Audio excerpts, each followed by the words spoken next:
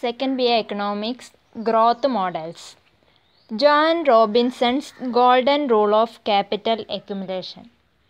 Miss Robinson presented her model of economic growth in her book The Accumulation of Capital, published in 1956.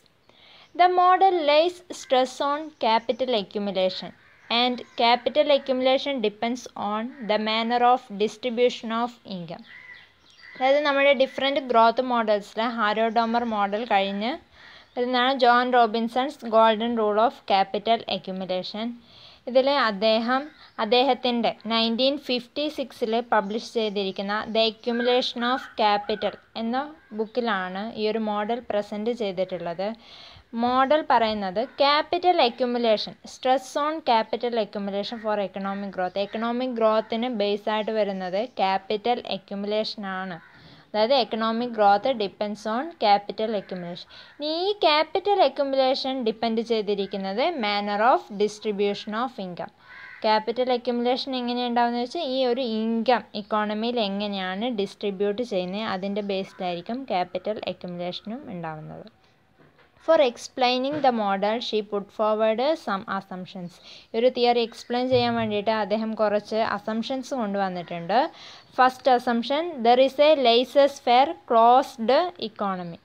അതായത് laissez faire closed economy, രണ്ട് ഫീസറാണ് ഇക്കോണമിയുടെ പറഞ്ഞിട്ടുള്ളത്. Laissez faire എന്ന് പറയുമ്പോൾ there is no government intervention in the economic activity. Closed economy എന്ന് പറയുമ്പോൾ no international relations അല്ലെ ഫോറിൻ ട്രാൻസാക്ഷൻസ് ഇല്ലാത്ത, ഇപ്പോൾ ഗവൺമെൻറ് റോൾസും ഫോറിൻ ട്രാൻസാക്ഷൻസും ഒന്നുമില്ലാത്ത ഒരു ഇക്കോണമിയാണ് ഇവിടെ അസ്യൂം ചെയ്തിരിക്കുന്നത്.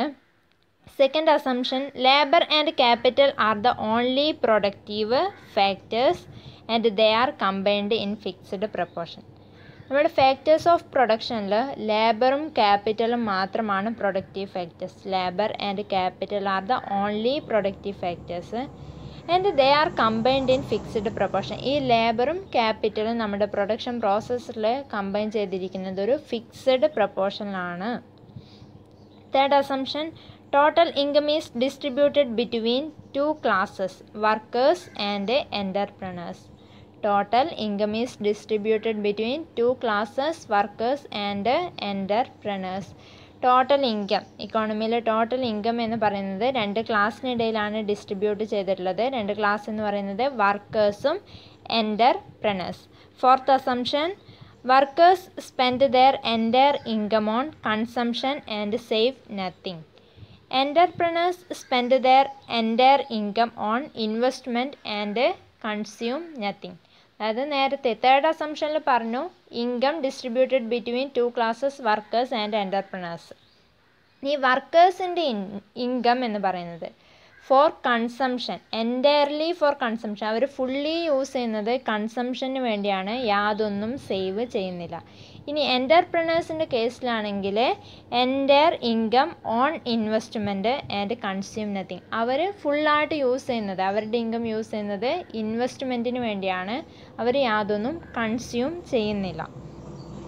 Next assumption, no change in level of technology.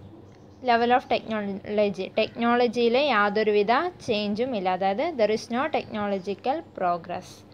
Then no change in price level, price ലെവലിലും യാതൊരുവിധ ചേഞ്ചില്ല, റിമെയിൻ കോൺസ്റ്റൻറ്റ്. ഇത്രയാണ് അസംഷൻ പറഞ്ഞിരിക്കുന്നത്. Then in this model national income is the sum of total wages and total profit.